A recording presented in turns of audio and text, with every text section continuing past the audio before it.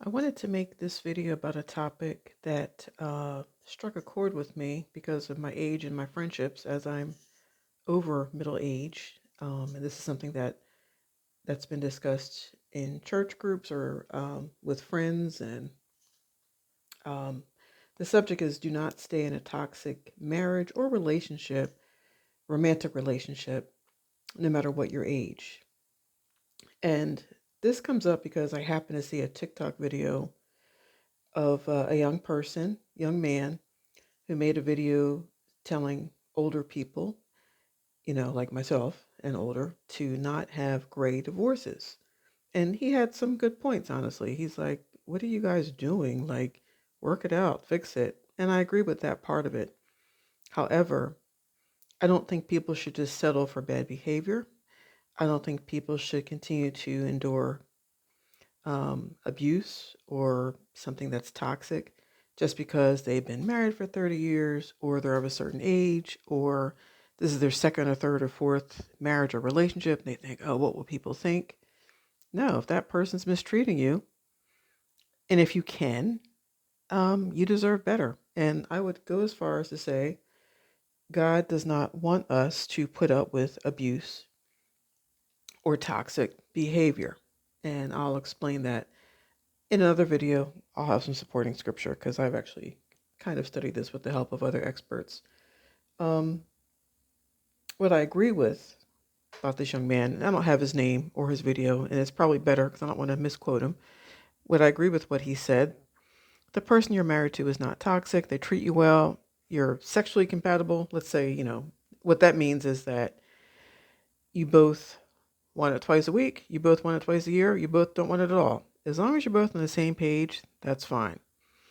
If your partner and you're both fair financially, another example, no one's hurting the other, no one's not letting the other have money, quote unquote, that kind of thing.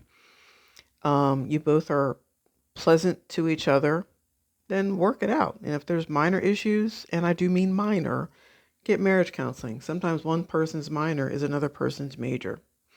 Or maybe you should get a third party to tweak your marriage in terms of counseling. It doesn't hurt. What I don't agree with when I hear this particular young man, he may not have been talking about toxic, I don't know, or even older people who have wisdom, um, it's considered long suffering, but no, I don't believe in putting up with not good treatment just because you're older or you've been with the person for a while or the family's used to him or her or that's pop up to your grandkids or mom. Nah, don't put up with BS. Yeah, I said I'm Christian, but I'm a Christian in progress. They don't have to understand what you're going through. If you're in kind of torture with that person, you might want to consider leaving. If you've talked to the person, they're not moving or they're not listening or they're not respecting your opinion, and they're looking to be a narcissist, then yeah, get out of it. Here's where or when you should leave or have the partner leave. Number one, and I've studied this, a lot of videos out here on YouTube Universe talk about this. If you like or want intimacy and your partner is withholding on purpose, this is not a person with a health scare or a debilitating issue or a major disease. Like, you guys love each other, but this person had a health issue. Then of course that's okay if you're not going to be intimate in the sexual sense. I'm talking about a person who is healthy, nothing wrong with them, but they have verbally said, I'm mad at you because you did such and such. And it could be something minor, but they use it as an excuse to withhold intimacy from you for months on end or years on end. And you're feeling like you have to stay because you're married. This is actually discussed ad nauseum by plenty of actual counselors in terms of the narcissism realm. So definitely Google it. It's not just me saying it. But yet, for some reason, they don't want to leave you because they're fine with it. Either they're fine punishing you, they are possibly, not always, getting it elsewhere. They may not be, but they want to play games with you. And this will start making you feel like you're unattractive or there's something wrong with you. No, 9 times out of 10, you leave that relationship, you'll find out there's plenty of other fish in the sea who would be happy to be with you in that way. Number 2, if you believe your partner is a narcissist, and yes, I know that's an overused word in 2025, but I wish we had the word earlier so I could have studied with people in my life back in the day. Um, all of us make mistakes, and even the best spouses make mistakes, make errors. But this is after observing your partner's behavior and they only care about their needs and not yours. And narcissism is very complicated. There's like a range of things that I think I like to discuss in other videos. Like, let's say the narcissist, yeah, they'll pick you up some food from the takeout place. Sure, no problem. You want a burger? Yeah, they'll get it. There's levels to it. They will do nice things. But the big things, let's say your parents are elderly. This is why I'm talking about older people like myself. If your parents are elderly and they expect you to go all out and, take care of, let's say their elderly parent, you do that. Maybe you both do it.